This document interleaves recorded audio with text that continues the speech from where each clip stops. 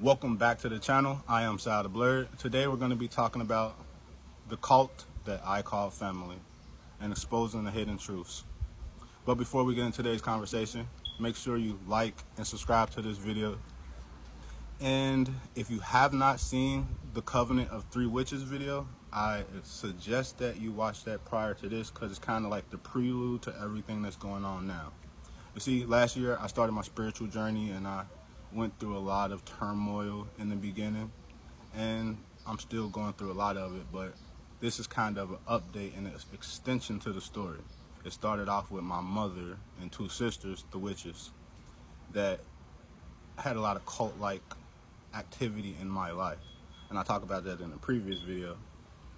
I don't want to talk about it too much in this video to give you a reason to go watch it. But let's get into the conversation. So I go live with my cousin, and while I'm living with him, I'm noticing things, but I'm not reacting because God wants me to watch. He does not want me to react because if I react, I will look like one of them. I have to stand out.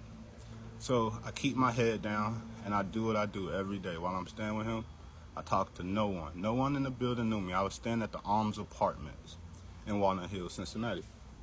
And so I would keep my head down and do my music, make my content, go to the park and meditate. And I noticed that people would treat me a certain way. Not that if they would approach me, because people are very standoffish with me.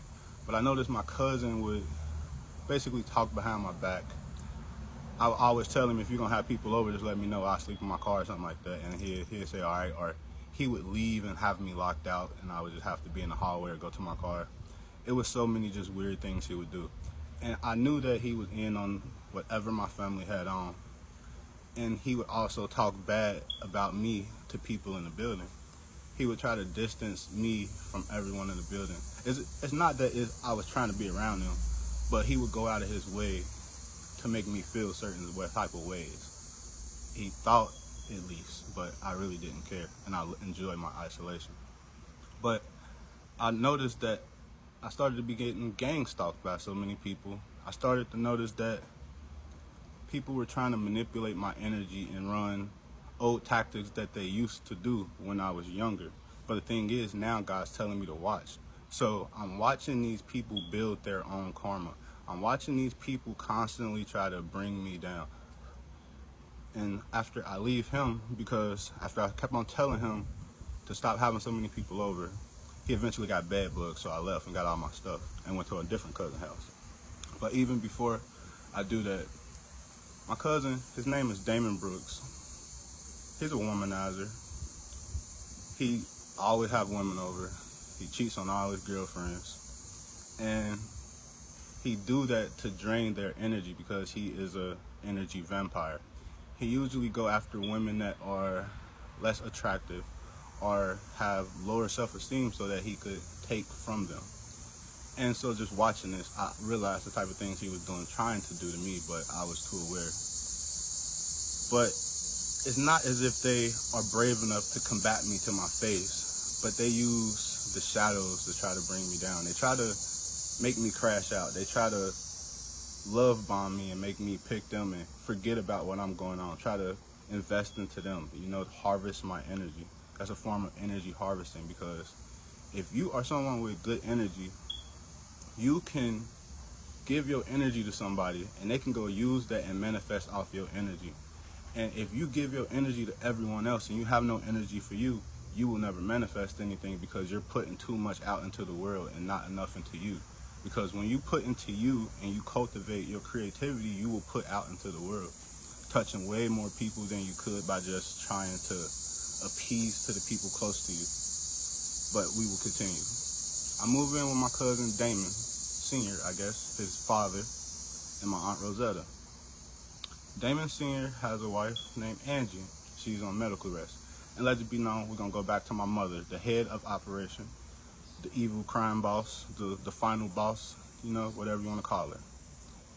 She knows where I will be at, basically. When I left, she know who to call to tell me not to let me come over, and she know where to take me. So basically, my route was already guided. So I know that everyone's in on this.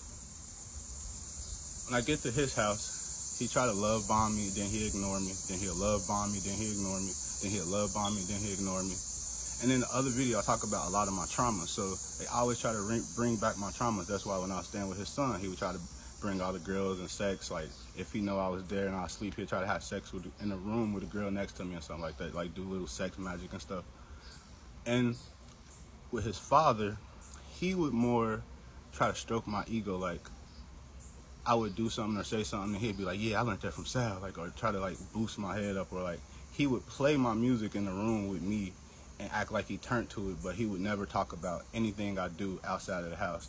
So it's like he's trying to trap me in this environment where it seemed like I have so much support, but I'm looking directly at you and see that it's fake support. But I still go along with it. And his wife, Angie, she's a good, I feel like Angie is a good lady, but she went along with everything. She never stood her ground or picked a side, so it is what it is. Universal laws and karma exist. But I never reacted, I never rebutted. He would try to gas me up and try to like buy me little, like, basically they all would try to like give me crumbs to make it seem like they helping me out, but would never help me out. Like, oh, you bought me something to drink, or cool, you just bought me a bag of chips or something. Like, what the fuck I'm gonna do with this shit? Like, but at the same time, you're trying to create these ties, you know, when you cast spells and say you're my manager, you're managing me, and you don't share my music, you don't promote me, you don't do anything, you have no money, you have no intelligence. I have to teach you how to do everything that you even have done for me. And he also sells her prescription drugs. This is a lady that is almost on her deathbed. He ignores her every day and plays the game, chases after me, stalking me on Facebook, stalking me on social media. And it's like, I know he's upset with me because I was truthful and honest with him. Like, I would try to make him be better. I would tell him that he need to take better care when his grandson over. He don't pay attention to him, the little boy be in the window sills, all type of things. And I go take care of that child more than him. He will sit there, smoke weed, and just play the game all day. Or smoke his little LTs and drink energy drinks. He drink like 6 energy drinks a fucking day. But this man, I know he went behind my back and did some dirty things. Let the story progress. I have an Uncle Danny. He kind of been like the hub of the operation. That's the one place where no matter where I was living, I would always go because he's an older guy who has money and all these checks because the dark things he's been through. This man has AIDS but still have sex with women. This man has 2 dead wives and he gets checks for them. Let's go back to my mom, the supervillain. My mom is a home health aide. I was growing up with this man that she called Uncle James, but this is when I realized my mom was a prostitute. My mom used to sell her body. We would always have parties and all the adults were drunk. When I was a child, my kids' birthday parties was adult parties. They was all drunk. And I don't know what went on at all them parties, but they weren't for kids. That's the story progressed. I always knew that I would never want to be with a woman like my mom because I watched my mom manipulate men, bring them over to her house, have them bring stuff and have her nephews there so they could feel uncomfortable. They thought they coming over for a party and to have sex or whatever they thought. Then she would sometimes take their money and ignore them, just leave them in the party, just ignore and do her own thing to the point they get uncomfortable and leave. I've seen my mom have sex with men, like men, not my dad, men. And it's like, I also seen the same man that I knew as Uncle James, who took care of me most of my life, who provided a lot for me, provided a lot for my family. She used this man till he was almost dead. He retired and she left him while she was staying with him and taking his money. And she took his money and left him, and his son had to come up here and get him. And at the time, I was staying with him too. I didn't know none of this. I had to walk in the house and look his son in the eye, and his son ain't know none of the stuff that his dad been through. And I felt horrible. And I had to live with that. My mama already gone. She got what she wanted. He died 3 months after he left. He only got to spend 3 months with his family. My mom has home health aid clients where she magically gets in their wheel and then they go sell the stuff out of the house, all type of stuff. Like, how is this happening? How are you getting these clients and ending up on their wheel and getting this money? Like, I see if it happened once, you just connect, but how does this keep happening? It just don't add up. Like, the same thing with not my grandpa, but my uncle, and the deaths around him, and the things he do. Like, he is a type where he will have the older women in his that are like still young minded like him come over. Like, he like to drink and smoke, but sometimes he don't even do the things because he got real bad diabetes and all this stuff. But he create that environment to control the environment. He makes sure he get people drunk and high and provide them party drugs, them Illuminati drugs. But these are things I watch. And even him, like, he would say things like to try to make me be on his side, like, yeah, I don't mess with your mom no more. I'm getting rid of her as my home health aide, because she was his home health aide, but she wouldn't even go take care of him. I would go over there, because this man is blind in one eye, and he got a lot of medical problems. He got missing toes, everything. But I would go over there, cook for him, clean up his apartment, help take care of his house. But I started to back away from that after he was this one lady in particular that started coming around. And it was a lady named Miss Betty. She was like the sweetest lady in the world. And once he saw that me and Miss Betty like connected and Miss Betty was a good person, he got rid of her. I never seen Miss Betty at his house no more. I only saw the low vibrational women. It'd been times where I came to his house and he knew I was coming, so he invited the girls over. They in there drinking, talking about sex. And these are like 70-year-old women. I don't know, 60-year-old women. Some women I'm not attracted to at all.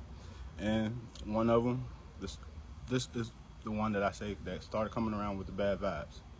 The first time I met her, I didn't like her. I ain't like her energy. I ain't like nothing about her. She kept on trying to give me some weed, trying to smoke with me, trying to tell me how her son do this. Her son got a studio.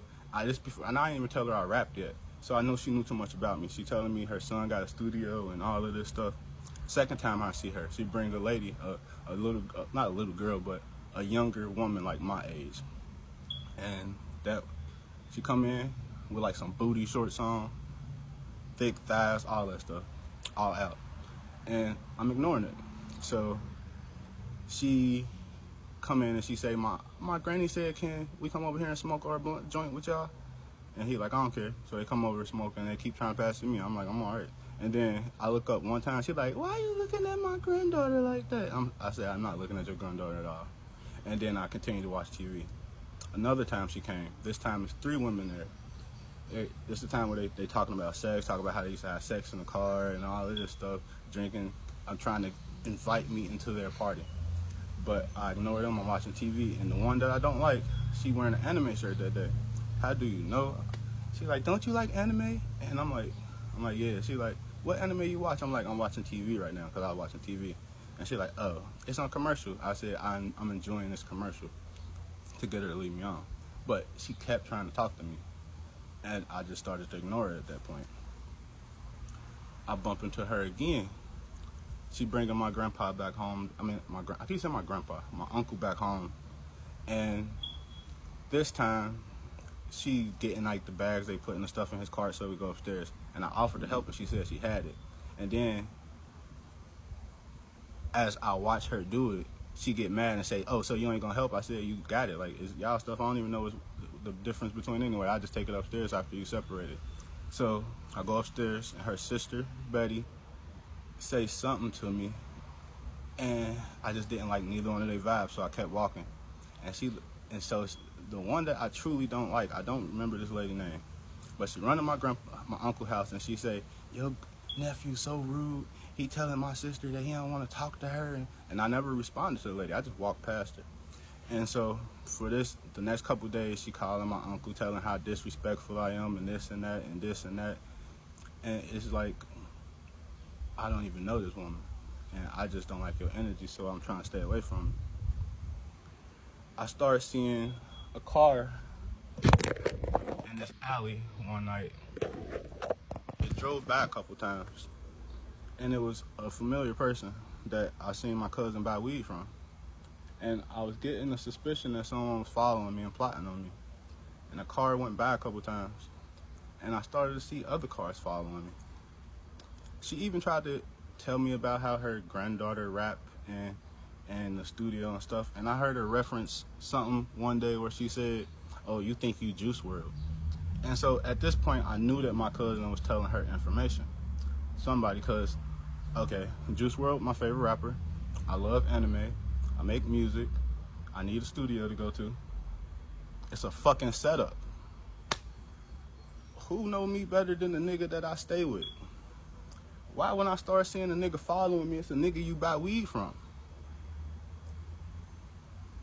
It's a fucking setup. I do a lot of things. I make music.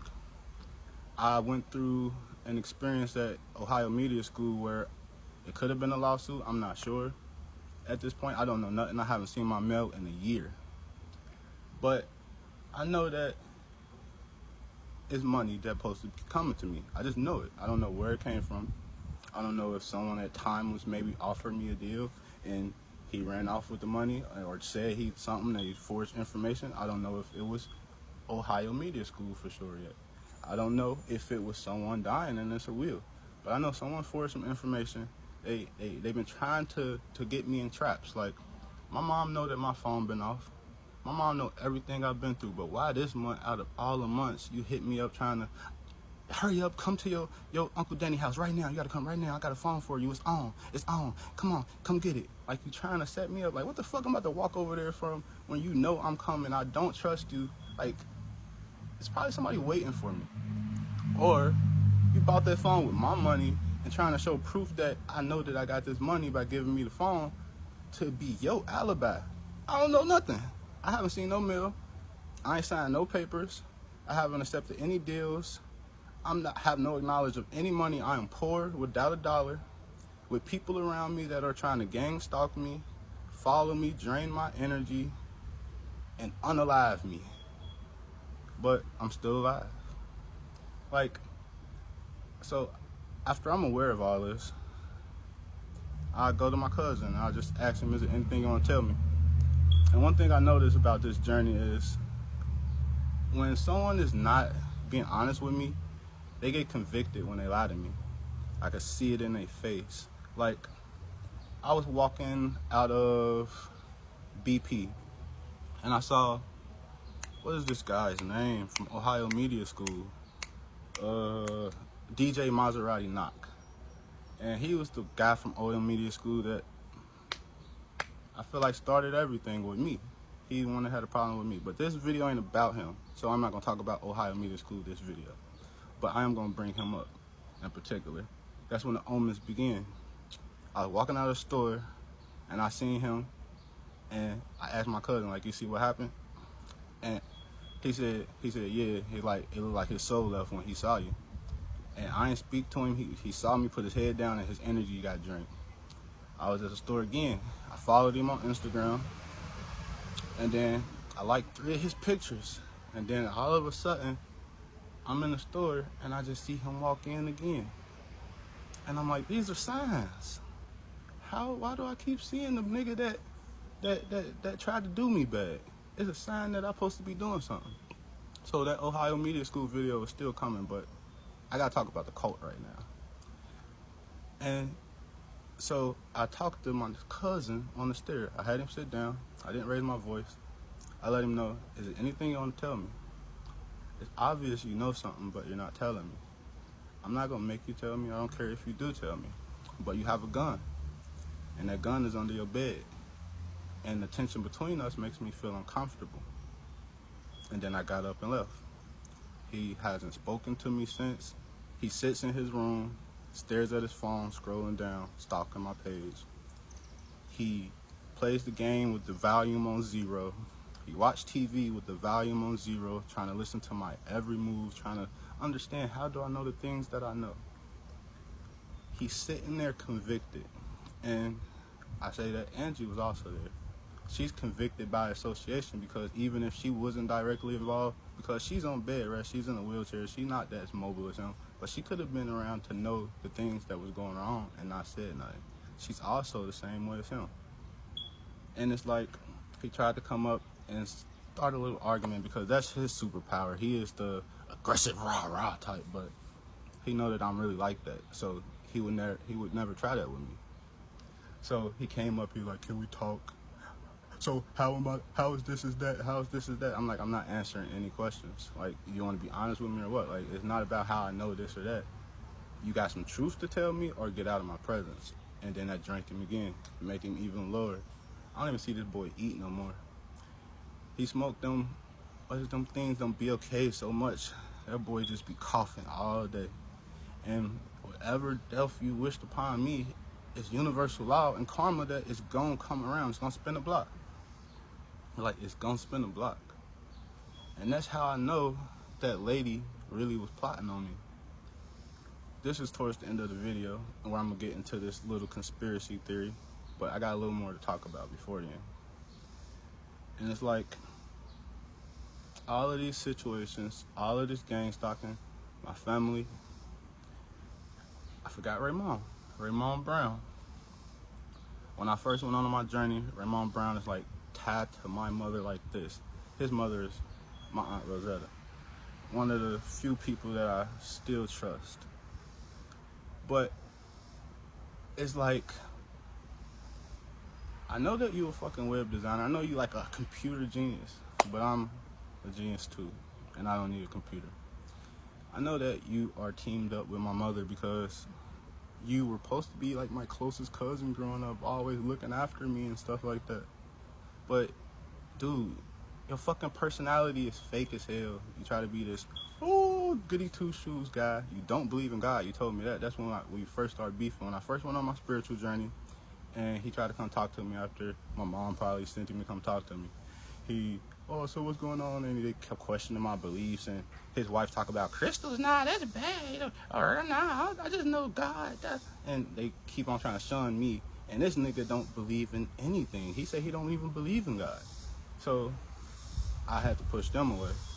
And I noticed that he was tied in with my mother. Birds of a feather flock together. So I didn't trust him. So what I did is I put my music on Indie by Choice. And it's just so ironic that when I decided to put my music on there back in the day, it never made you put any, like, personal information or anything, but I did it. And then I felt a bad vibe because after I did it, I was enrolling at Ohio Media School, and I told him my vision. I said, all right, I got this content idea that I'm about to be working on. I'm going to be working on my music. When I go to Ohio Media School, they're going to put me on the radio, they said, because they got a local radio, so I'm gonna have my music playing there and then my podcast and everything. And then after I start my podcast, I promote Indie by Choice to help promote my music and get everything going. And gave him the big old master plan, and he just gave no effort to me, like just waved me off. So that's when I really knew I couldn't trust him, and I told him to take my music off the website because I couldn't do it. But at the same time, I know you know all my personal information. My mama know all my personal information. You're a fucking hacker. You can make fake profiles, because there's a lot of fake profiles approaching me. A fake profile just tried to get me to go to the studio the other day. They talk about this producer from Atlanta. And then when I asked, was the studio timeless, he stopped responding. Why is that? It's like, why is that? A lot of the producers that, when I first recorded my songs at Timeless, changed. I don't know. The whole branding thing changed. The whole image of the place on social media presence has changed. And also, my cousin Raymond has a wife, and she has this boutique. And it's crazy how they talked about all of my religious views, and they go to this church called Crossroads. But if you go to a church, why would you have to build a prayer room where you bring people together? Doesn't that seem like a cult base? You know, like a prayer room in a back of a hair salon or hair studio? That just seemed weird to me. But it's just so crazy how once I found out about that page also, and I followed it, it got taken down, like as if I wasn't supposed to know it existed. Like, where did you get the information from? And why not just invite the women to church if you go to church? I don't know. But I've been dealing with all of this. And another thing, if you aware with the energy draining, the reason why my cousin wanted to keep me so close under him, love bombing me and all that stuff, because if he could keep me asleep, they could get away with the money and they could just give me scraps without me knowing about it. And also, energy draining. You see, when you truly dealing with demonic people that are involved in cult-like activities, they understand that everything is energy. They try to keep me as close as possible to a lady that is dying. I love Andy. I don't wish anything upon her. I love all of them still. Even though they try to do all this, I don't hate nobody. It's like, when you can look at your enemies and see that they can't they can't affect you, why would I hate you? Like, I feel a little bad for you, but I don't hate you. But it's like they constantly try to drain my energy. And it's like, I had to call it all back. Now, I'm calling y'all out. I got family members that say they are church going. They're all of this. They do all of this for the church. But they all watch me struggle and starve for a year. I got a cousin named Danita Brooks that raped me as a child. It's ironic, after every place I lived, when I told them about Danita Brooks popped up. So when I called my cousin Damon, that Danita raped me. Now she over here every fucking month buying prescription drugs from you that is illegal to sell. These are pills that Angie's supposed to take because they're pain medications, not that you're supposed to sell on the street. Well, that's a different conversation. And after I told her father, which was Danny Brooks, he started bringing her over, and he claimed he don't even like her. But yet, every time I'm over there, you have her pop up to try to resurface old scars and trauma, like I'm not healed from that shit. And it's like, I see through it all. I see through it. Like, in my previous video, I talked about how I was raped, and she wasn't the only person that raped me. And I also talked about how there was someone on my sister's baby daddy side that tried to show me his dick when I was a child. I don't know if I could say that on YouTube. You know what I mean? But I seen him when I was in Walnut Hills and another relative of theirs. Why do I see you every day? It's like they worked right at the Skyline that was directly across the street from where I was living. But when I first moved there, I didn't see them. But as time progressed, I would see them more and more and more. It's like, damn, I heal from that too. Like, that don't affect me. And it's like, I just started to feel like I was gang stalked. Everybody that said they love me, they would turn everyone they know against me. Everyone that say they fuck with me, they would try to turn everyone they know against me, to the point where everywhere I go, I feel like I'm Naruto. Like, I got a Jinchuriki in my stomach. Like, everyone's afraid of me. Everyone's building this big circle bubble to stay away from the big old devil god or something. I don't know what they trying to accuse me of being. But at the end of the day, I haven't interacted with people in a long time. I stay to myself. I spend a lot of time in nature, meditating, reading, watching videos that will help stimulate my mind. And to end off this thing, that lady that I did not like, I still can't remember her name. But here in Cincinnati, Ohio, there was a murder recently. Well, not a murder. There was a child death. And I'm 95% sure that was the same lady that came to my Uncle Danny's house frequently. I'm very good with sound. I'm very good with voices, and I know that voice. I've been following this story so heavy, waiting for the grandmother's name to be exposed.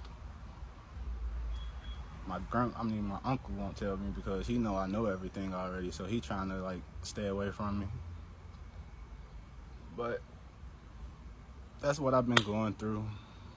Nothing too major, but it's been nice. If you haven't, stream Wishing Wells on all platforms. Demon has dropped yesterday. Can't protect you from my demon, so I gotta let you be. Peace. It's been nice.